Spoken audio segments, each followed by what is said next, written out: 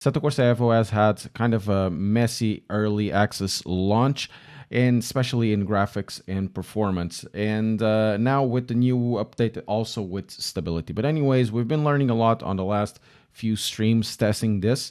And today I have a few tips for you that will make things hopefully better. At least it did for me. But we're not going to start with Assetto Corsa EVO settings. We're actually going to start with this, with DLSS Swapper. Now there's a new version of DLSS, which is 4.0, that comes with a lot of improvements, some of them exclusive 5000 series. But for those of us who have 2000 series and above, this might become useful for you, because some of the improvements of DLSS 4.0 is a better algorithm, and we can use lower performance or better performance settings in DLSS without sacrificing anything. In reality, if you go to balance now, or even if you keep it on balance, there will be an improvement on quality and you still gain some FPS, which is nice. DLSS has been kind of, you know, it's a good thing, but it seems like a lot of developers are trying to use DLSS to go around some shortcomings, but since this exists, might as well use it, because, you know, it improves definitely the video quality, and we'll have a look at that. So what you need to do is go to the site above. I'll be leaving this in the description. Download the installer, and once you have it installed, essentially go to your game. In this case will be Assetto Corsa EVO. You can also use this in Assetto Corsa Competizione, and it works as well. Not at the same level, sadly. And this comes before with the version 3.7.20 V2, and we want the version 10.2.1. I have no idea why this isn't the version 4, but this is around DLSS as a DLL file, and the file is this version. In the past, we've done this for Assetto Corsa Competizione as well, when we wanted better performance out of DLSS for Nordschleife. I did a video last year, and we're doing essentially the same thing, but using this tool to help us out. Once you selected the version, which is this version, just press swap, and that will be basically it. And inside the game, now I have 230 FPS. It doesn't really matter much because it's basically the maximum. And we go to the settings, and in graphics, I'm using DLSS because we want to use DLSS 4.0. The reason why I use DLSS and not native in this game, native doesn't really look that good, in my opinion, as a lot of jaggies, and you end up putting a lot of multi-sample anti-aliasing or a lot of anti-aliasing on top to remove it. And when you understand it, you ended up taking out 20 to 30% of your performance to make the game a little bit better, but the game won't be running as well. That's how this game is optimized. So we end up using DLSS of all things as anti-aliasing, and this is basically where I'm standing at the moment. So with this DLSS 4.0, we can use a bump in quality or remove it to balance or lower it to balance. If you see on the background, there'll be something running, and there is a difference in quality. And in version 4.0, you can actually reuse or use the balanced version of the DLSS preset, and it works quite fine. In my case, I'm finding out that for most cases I can use quality, and with quality, things now on DLSS 4.0 seem to be better, not as blurry. So we have better performance and things are not, as blurry. But as we go down in our anti-aliasing or in our settings, I remove everything that is anti-aliasing, because once again, the technique or the strategy in this case is to use DLSS as anti-aliasing. So we're using something to get more performance out of this. Everything is set to off, including anisotropic filtering. We don't want that. This one is really important. This one is texture pool size. For version 0.14, I didn't have any issues with texture pool size. For version 0.15, I'm having issues with texture pool size. So if you have this set at ultra, it might be the reason why you have bad FPS.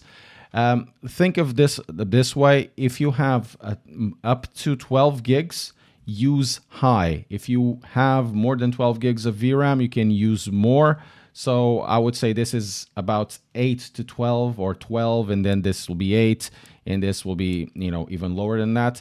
you have to restart the game if you change the texture pool size. This frees up a lot of performance because there's something really weird, especially in this version 0.15. The reason why you want to use a higher texture pool size is that if you have this low, it means that it won't be loading the quality of the textures and everything will be smudgy. So you need to use this as high as possible until your game starts to get a little bit slow, or it gets very, very slow. So you want to use this as high as possible. Everything from this onwards, it's basically your taste.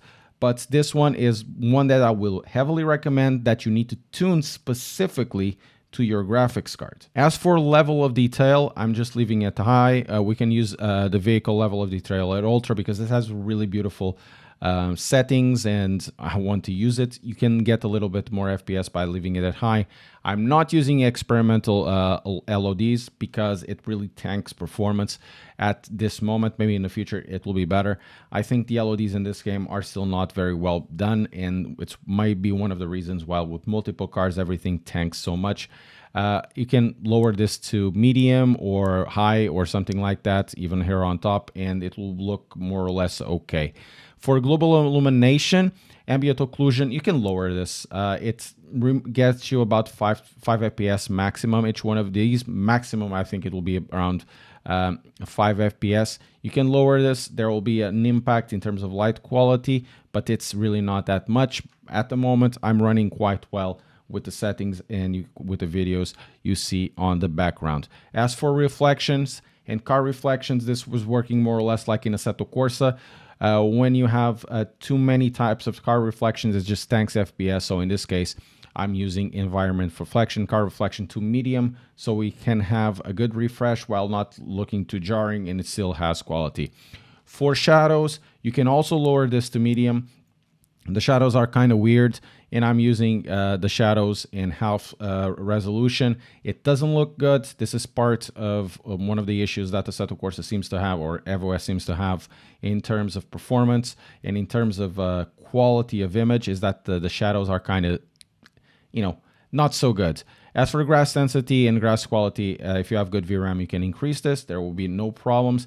And now here's something that might not look as interesting, but it's kind of interesting. Not at this value because I was doing just a test, is using Fidelity FX contrast to increase the a little bit of the sharpening or having a little more defined edges. One of the issues with the DLSS, everything becomes very blurry. Not so much on this DLSS 4, but if you increase this to something like 20%, 30% max, you have more contrast on the edges and everything seems to be a little more defined. It seems like it lowers a little bit of the blur on the image. I'm using at 50% at the moment for what you're seeing in the background, so we have a little more contrast. I'm also using this more for you, especially at 4K while you're seeing the video, so it doesn't go out when you watch it on your side on YouTube, because YouTube does compression things. In terms of veil type, depth of field, I remove this. Motion blur 0. This uses FPS, and at the moment, the performance isn't really that good. The stability isn't that good. Might as well just leave this part, everything to 0. And then on the mirrors, mirrors use a lot of FPS, a lot of performance, and it doesn't really, help much at the moment because we don't have online. Might as well just leave this outside for now, and maybe in the future when it gets better, we just crank this up a little bit in quality and it won't be impacting the performance so much. So these are my settings for Assetto Corsa EVO. It doesn't mean they are the best because probably they're not. They're really not that optimized, I believe, but they run quite well with cars at around 100 FPS. Without cars, 120 to 160. It really depends on what type of circumstances we're running Assetto Corsa EVO. But these are not optimized.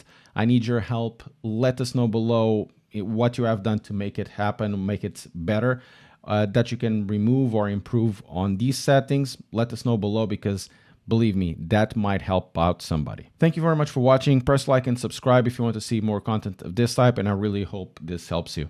I'll see you next time.